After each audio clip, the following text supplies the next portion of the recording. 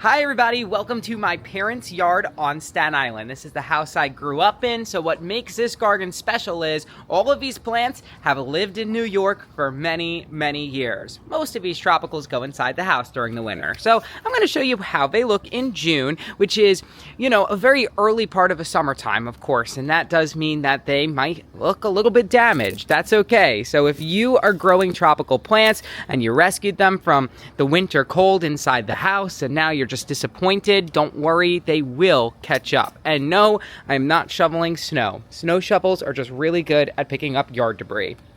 Okay, so first I'm going to start off with some of my tropical palm trees and then the hardy palm trees. I want to tell you which palms have been really easy for me to overwinter in the house and which ones have been a little bit less easy. I'm going to start off with this fan palm. There's so many types of fan palms. This one is Livistona chinensis, also known as the Chinese fan palm. It lost every single leaf inside the garage this winter.